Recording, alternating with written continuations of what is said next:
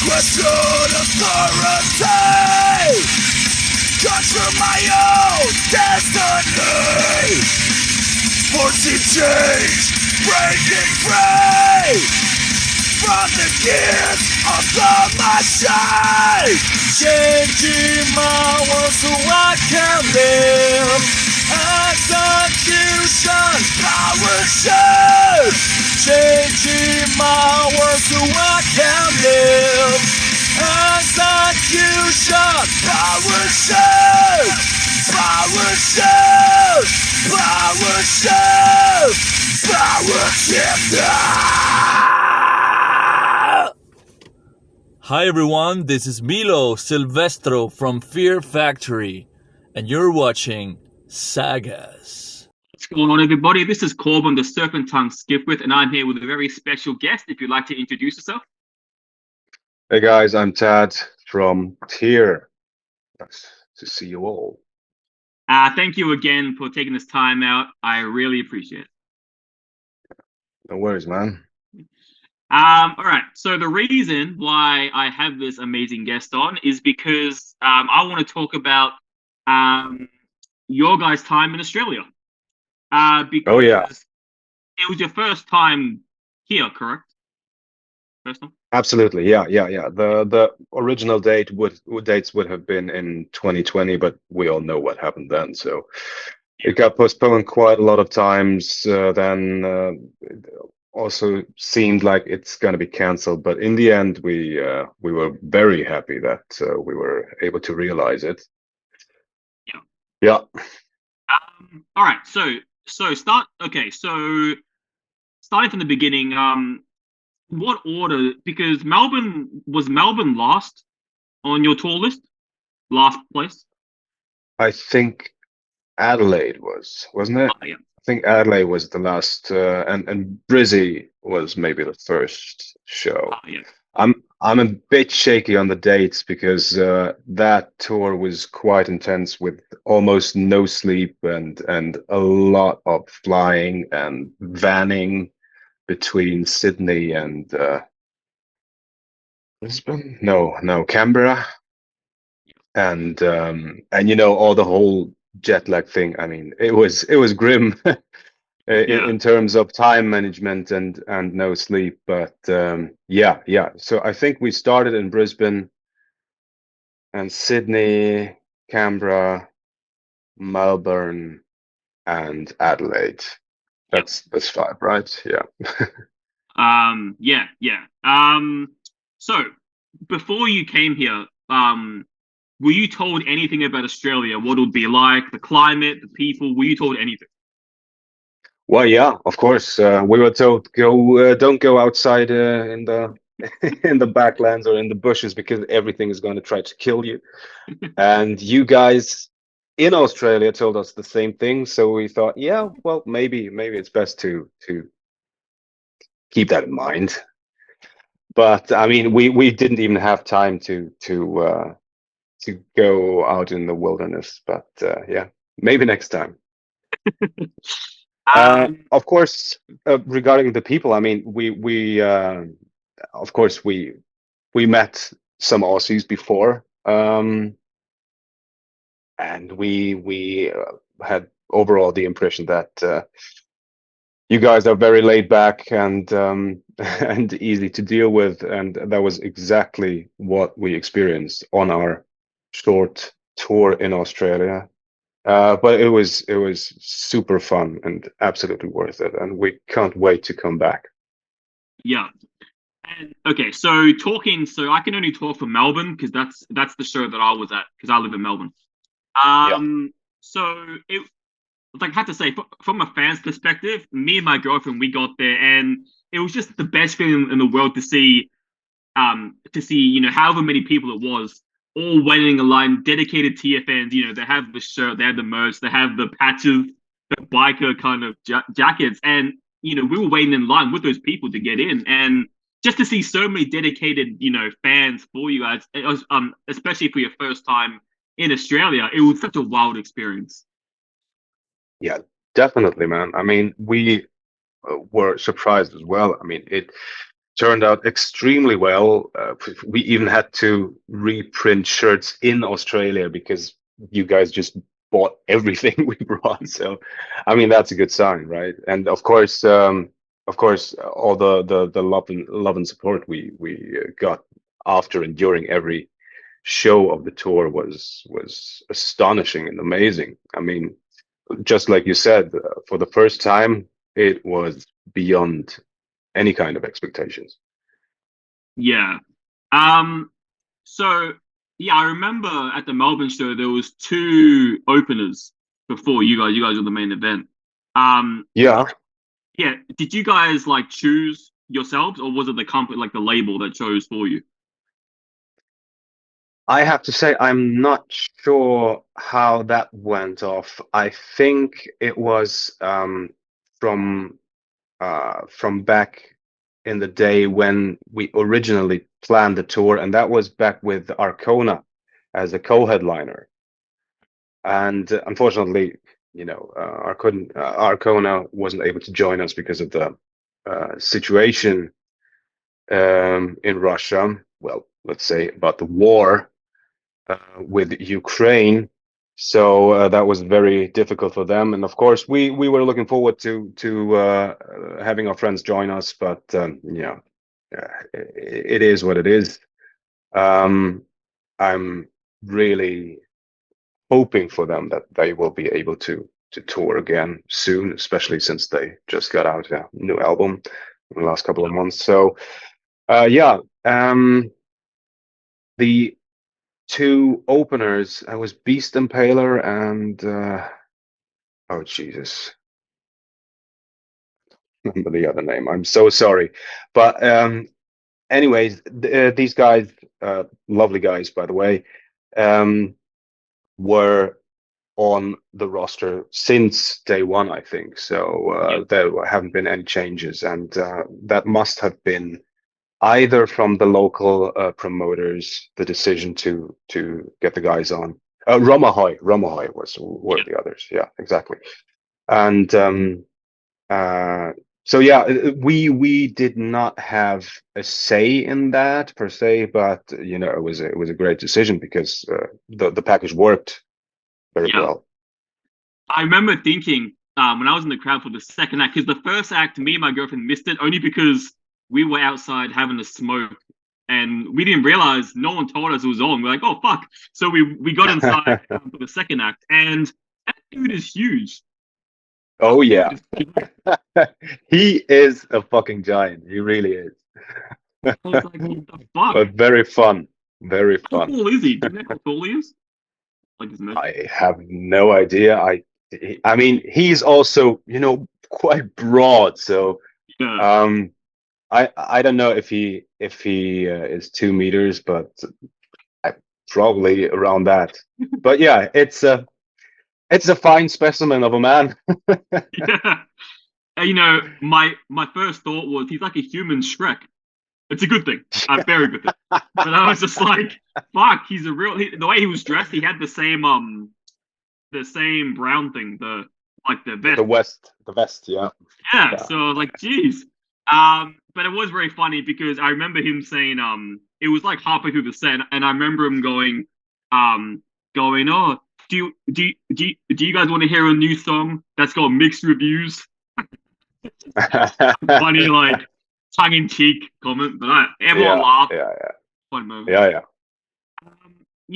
Another cool thing about that night, I remember, because the morning of, I was so excited to come, and I was like, wait, like I was thinking, I can finally talk to you guys in my time zone.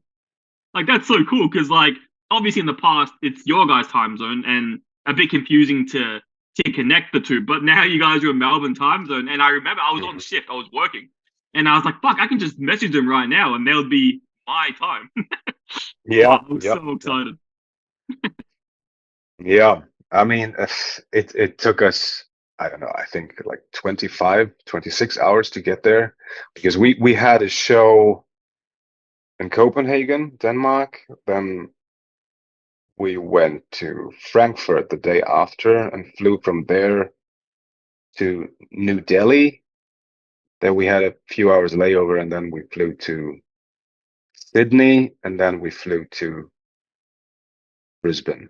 And then we had like half a day to get our thoughts and shit together. And, next thing, okay, guys, sound check. What? Where are we? What continent? What season? What year? So yeah, it was demanding, but totally worth it. Anytime. Do you was there anything like, and obviously you were working 99% of the time, so maybe you didn't have time to realize, but was there anything that struck out to you as absolutely bizarre, like something that Australia does that just blew you away, that like no other country does? The shoey. I think it was after the first show, Brisbane, or the second show. No, it must have been Brisbane. So during the songs, we heard several times the chant "shoey," and we were like, what's a shoey, or who's a shoey, or what's going on? And even some of the local guys got annoyed. Shut up with a shoey, okay. Whatever. And then after the show, we talked to some guys, and we asked them what was that shoey thing about. And then one guy sitting there having a smoke. Oh, I'm gonna show you what's a shoey. He takes off his shoe and pours beer in it, and then because there was also a hole in his shoe, so he was drinking the beer out of his shoe through the hole of his shoe. So, and that apparently is a very Australian thing to do. We did not know it, but we do now. And we were amazed and appalled at the same time. So thanks for showing us a virtuous, real Australian thing. We'll never forget that, believe me. Speaking about, well, this is about food, not about drink, but in Melbourne, I had the opportunity, and I still can't stop buzzing about it. Like, I think about it all the time. I was able to make you guys sushi. Do you remember Melbourne? Oh, yeah. Okay, that was from you. Ah. Yeah, because I asked Harry, I was like, okay, what are you guys having for dinner? Because I'm a sushi chef at my job, and right. I was like, oh, I'm on shift. I can make you and bring you sushi. And he's like, yeah.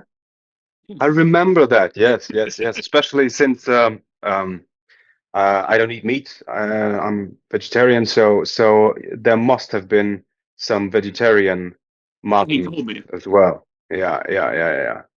Nice. Okay, I did not remember that was from you, man. Thanks so much. Yeah. Yeah, I love. Yeah. No. I really love vegetarian sushi and maki rolls. So those are the best. Yeah, I remember I asked him, I was like, oh, what flavors? And he's like, oh, this. And then he's like, oh, make sure there's vegetarian because one of the members is vegetarian. And I was like, sweet, all good. And I remember I made it all just before I finished my shift.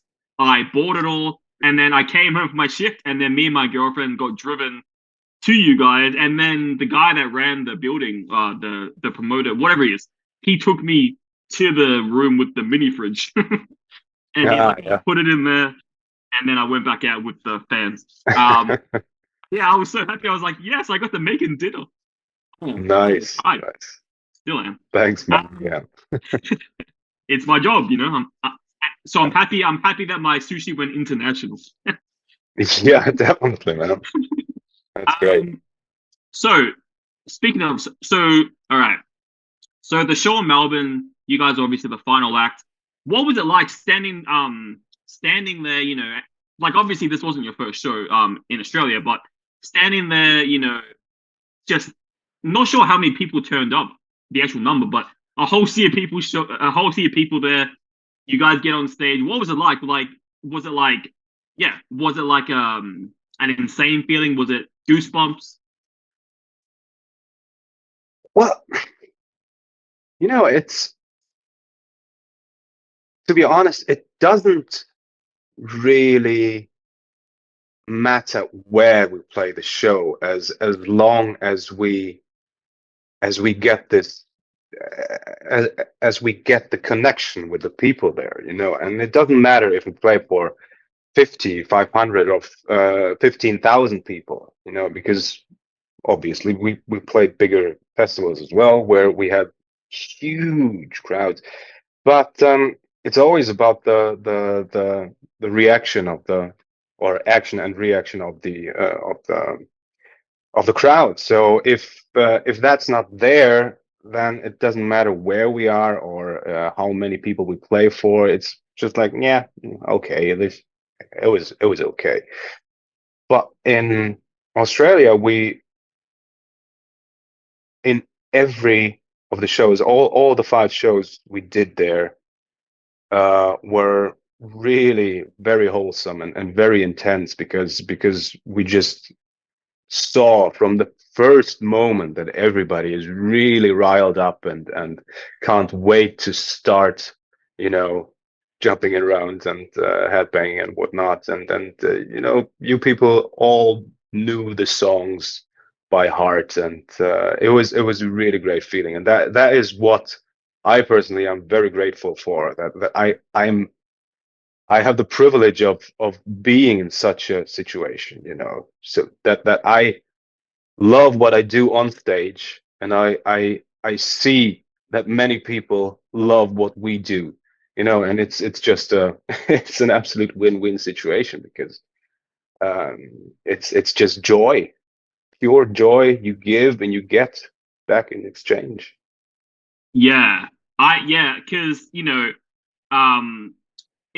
was really cool for me because the few months leading up to your guys' concert, my co-host of the podcast, who's out with personal reasons, he's a massive fan of you guys. So because of him, I've been listening to a bunch of TYR music, and so I've been kind of brushing up on the music before going to see you guys. And then your guys' final song, "Hold the Heathen Hammer High."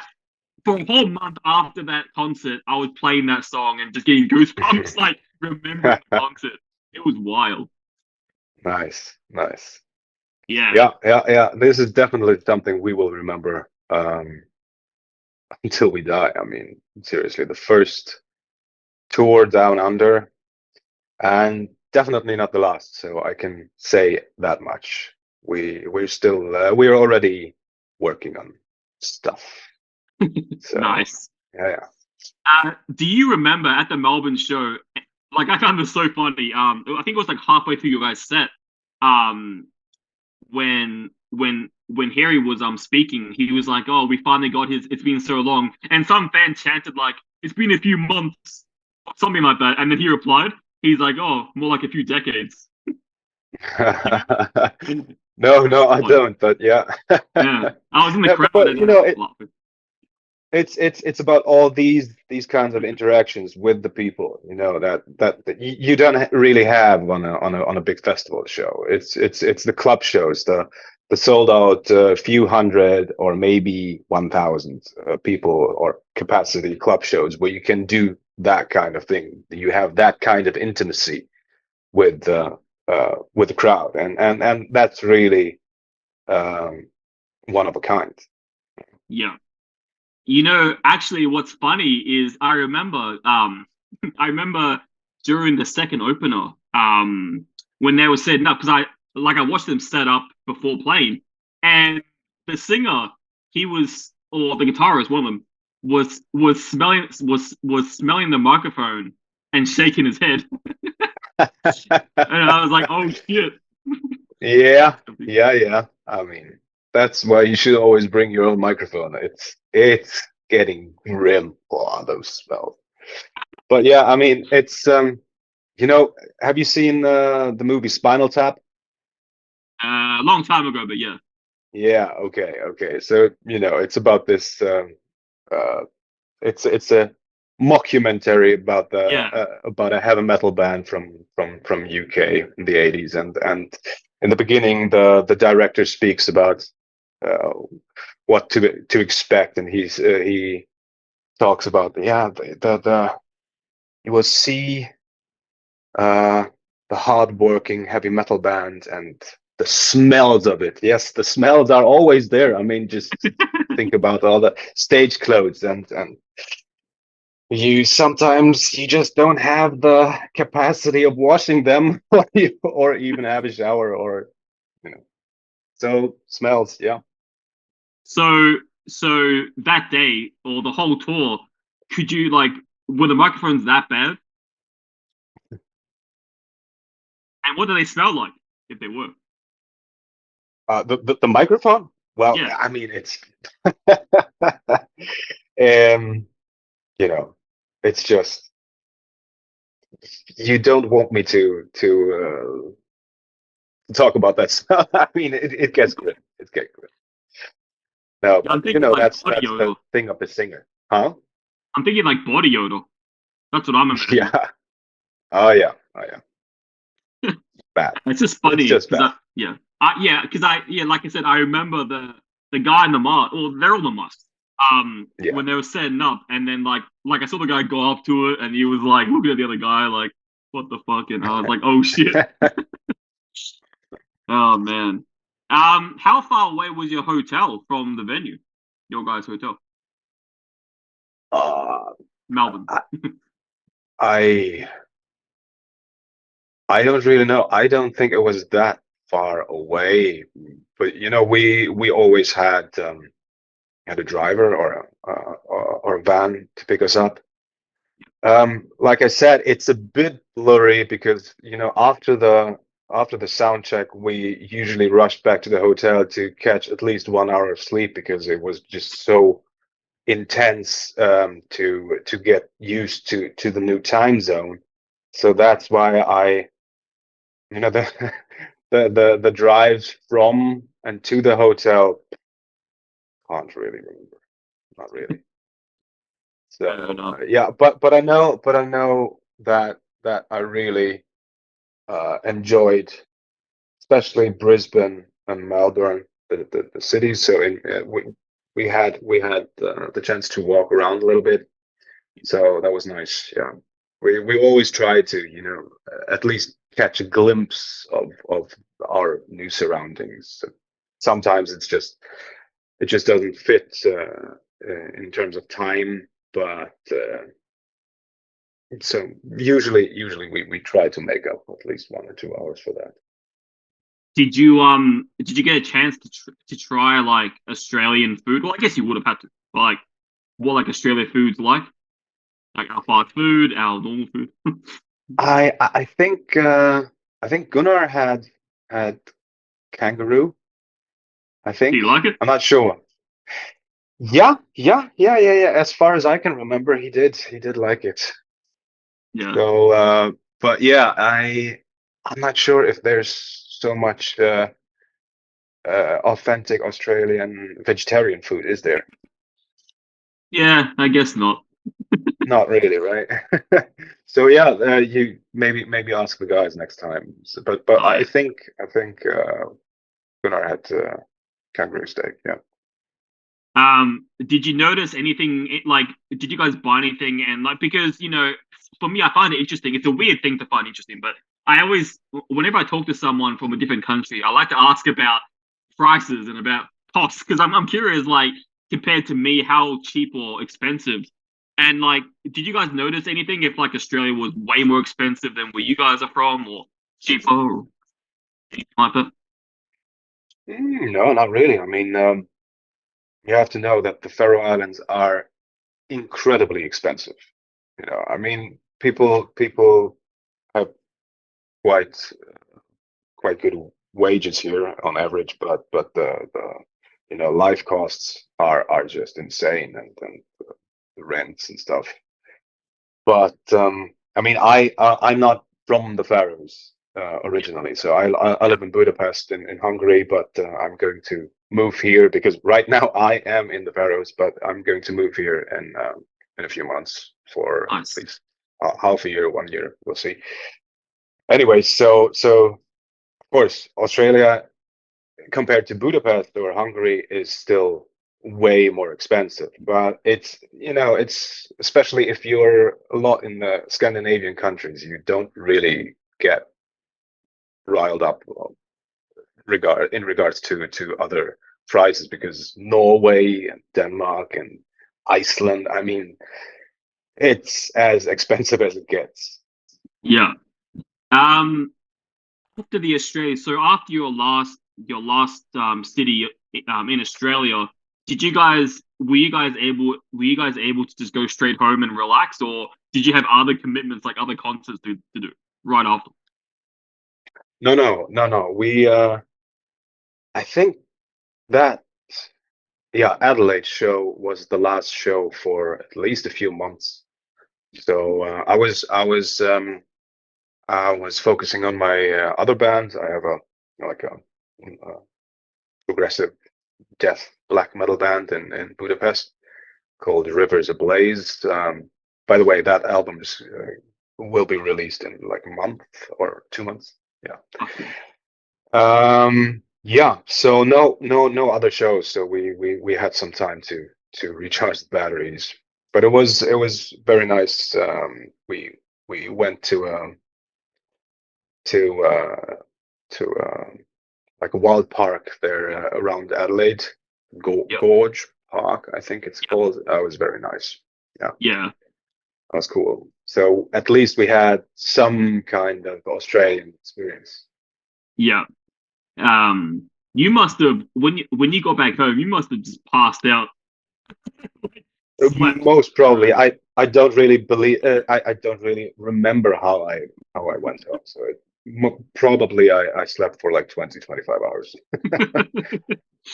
See, Yeah. this is interesting because like I love talking to artists, musicians, and because obviously the life of a musician, it's so romanticized. It's so hyped, like, oh, they're rich, they're famous, blah blah blah. But then this is the real experience of an artist: traveling, time zones, no sleep, no traveling. I mean, sorry, no sightseeing. You're just forced to do your job. And I think showing this less glamorous side of it, I think it's very important for music listeners, music lovers to see. It's like, okay, it is fun. I imagine it's a fun job, but it's still a job.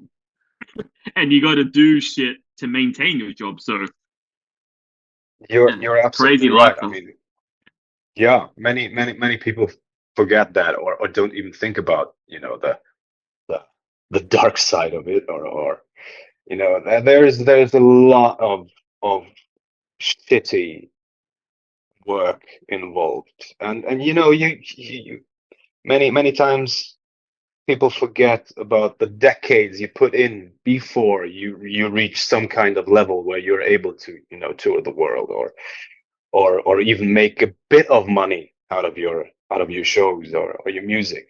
But of course, I mean, it's not obviously not for the money why we are doing this. If somebody's doing it for the money, then that's just for not the right reasons. I mean, we chose music because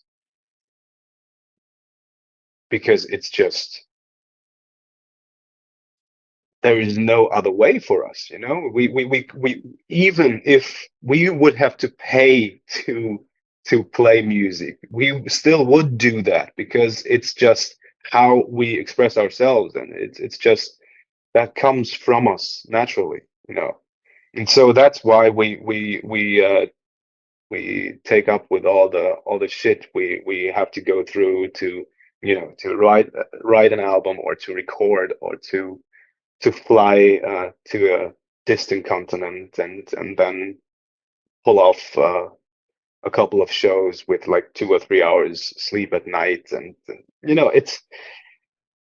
it's hard. And I know quite a lot of musicians who quit after like 10, 15, 20, 30 years, because they said, no, I can't do it anymore.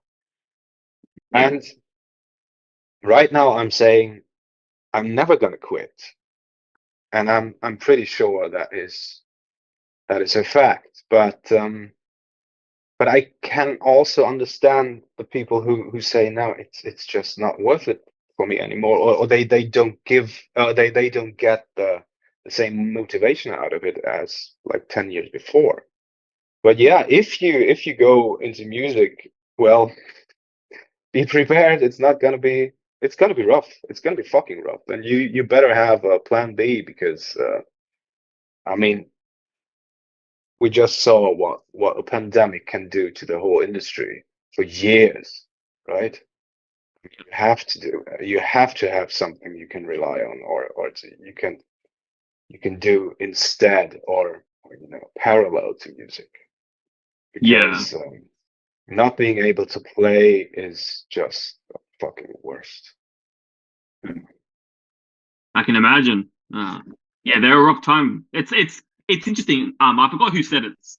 Because I am paraphrasing someone else, but someone said that like the COVID experience was the first experience where every human had the same experience. Like that's crazy. Yeah. Really, it is. It is, and let's hope it's not gonna continue in the next few years like that, right? So we're just getting back to a new kind of normal, I guess. But yeah, that was intense. Yeah. I'm curious, as someone who tours frequently, obviously, and as a guy, who sees the world, what's it like trying to balance that? So if someone has a relationship or a family, how does one balance that kind of lifestyle? Like, knowing you have a wife and kids, or people who do have like a wife and kids or wife back home, and you're traveling like so often throughout the year. How does a musician balance or try to balance a kind of lifestyle? I mean, I guess that's very subjective. I mean, it always comes down to your spouse, and to your relationship, how strong it is, and how committed you both are. I mean, I had a few relationships in the last 15 years, and I usually started with, look, I'm a musician, and if this is gonna happen, then please be aware that I'm going to be away a lot. So if this is if this is fine with you, okay, but if not, please just think about it, because this is, yeah, maybe it's a bit egocentric, but for me, music is on a very high level, and probably my relationships have to be below that, you know. So well, maybe there's gonna come along somebody who who changes my mind about that, but music has been such an important part of my life for so long that I right now couldn't imagine that that's gonna happen, and but there, of course, I met incredible people along the way who were very patient and very open about the whole thing. And if you have a spouse who is independent themselves, and who doesn't need you to be there all the time because they have their own lives, and the relationship is something you both have. It's not part of their life, it's a part of both of your lives, right? So if they understand that, then it's going to work out, but it's difficult. It's very difficult. I remember for work, obviously this is not the same at all, but for work, 2 years ago, a year ago, I had the opportunity to work, let's just say, it was an 8-hour drive to a different store for 1 month, because they needed sushi staff, and the company said, "Look, we'll pay for motel expenses, food, just stay there for a month." And so I went by myself, and I realized how much, like, I didn't realize it until I was out there 7 hours away, that without my girlfriend, I would die. literally. Like my groceries were shit. Like, my girlfriend likes to eat healthy. She puts vegetables and shit. When I was by myself, I was having takeaway every night. I was drinking every night. Like, and then like after a month, I realized like if I didn't have her in my life, if I was by myself, which I was for 1 month, I wouldn't survive. I would get fat. I would have a heart attack. Something like that. Yeah, no. This is the well. I mean, men are very simple creatures. We go down into the depth of depravity very, very fast if there is nobody to keep us in line, and that somebody is usually a spouse, or family or good friends you can rely on. So, and on tour, therefore, it's also very, very important. It's vital to maintain a routine, like working out, meditating, going for a walk, having some other work you can emerge in. So this we keep up while we're on tour, and if there's somebody who's really destructive and really only wants to do the party thing of the whole rock musician life, then that's sooner or later that's gonna be a problem. Because it drags you down too. You have to. It's being on tour as a rock musician is so close to all kinds of addictions and all kinds of life altering and life destroying decisions that you have to be aware of that, and you have to be aware of where you want to go next, and if you just focus on whatever, let's smash this place, and then tomorrow we'll be in a different city. I don't care. That just doesn't work, man. That's when you end up burnt out with 27, 30 years old. Your life is empty if you try to approach this kind of lifestyle from that angle. And then you won't be able to improve yourself, to improve your music, to get better in what you're doing. But actually, and ultimately, that should be the goal, right? Yeah. Did you ever watch the movie Rocket Man? Yeah, I did. I loved it. Like, first of all, amazing performance by, I forgot his name, the actor. But it's insane. First of all, it's insane how he's alive. And second of all, as you were saying, that kind of lifestyle, he didn't think it was the music. He was just a zombie at that point. Alcohol, drugs, cocaine, and just, partner after partner, sexual. He wasn't even alive. He was just a primitive zombie at that point. Yeah. And it's so easy to get there. I mean, of course, we have never been of that level of fame and success, and most probably won't ever be, but that's fine. But it's even on our level, it's very easy to go down that rabbit hole of addictions and self-destruction and self-loathing. It's grim.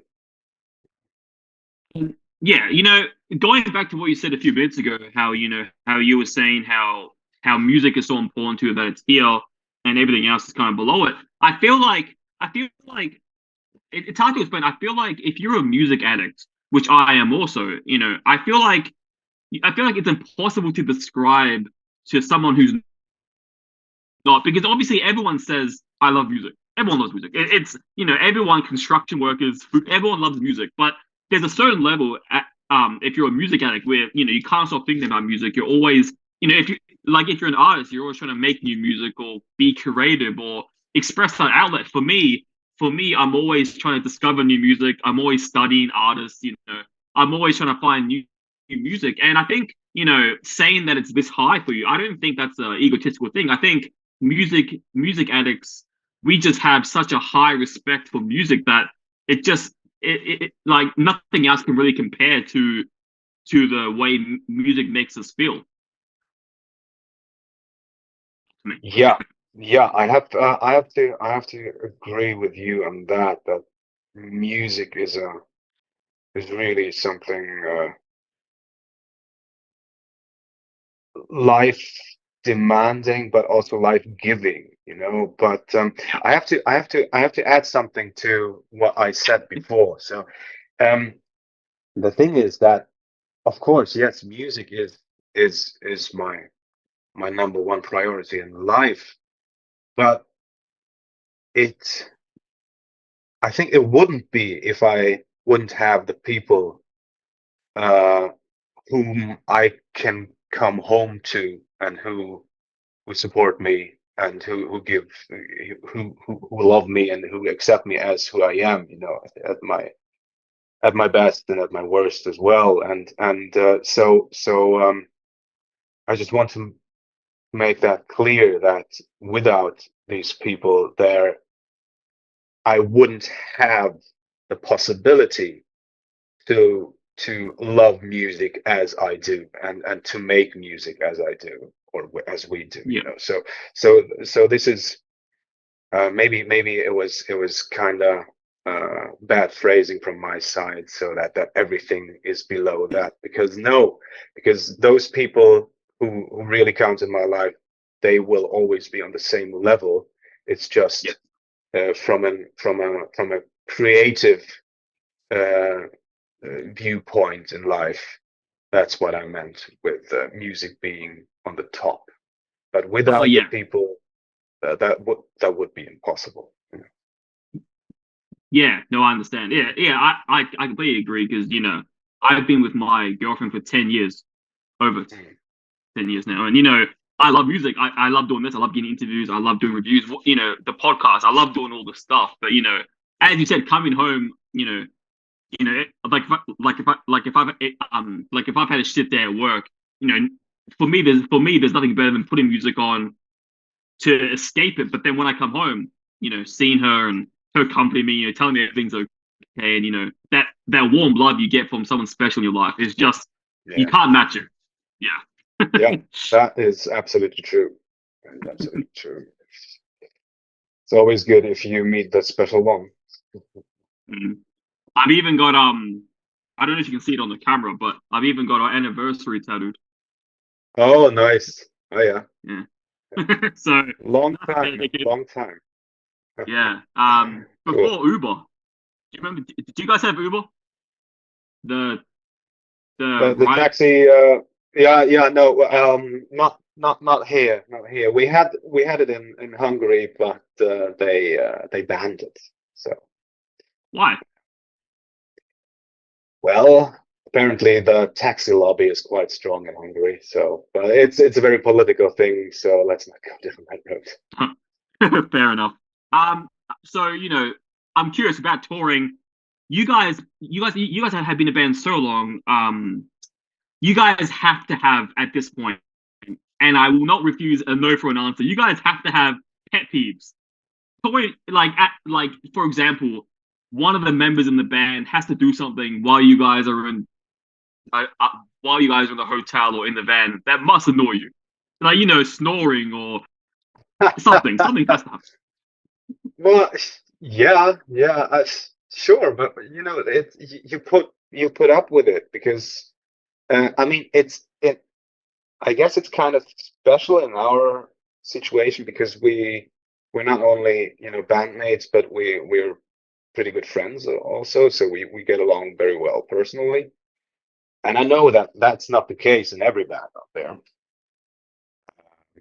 And you many bands, there are toxic people who are just putting everybody else down, or maybe it's just a strictly work-based relationship, But well, if you hang out a lot with your friends, you put up with a lot of their bullshit. I mean, with my bullshit too.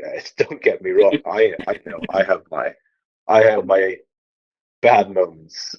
So I'm working on them. But yeah, The snoring thing, yeah, there's one guy in our touring group. I'm not gonna say any names. He used to snore like an animal. I mean, it was the worst.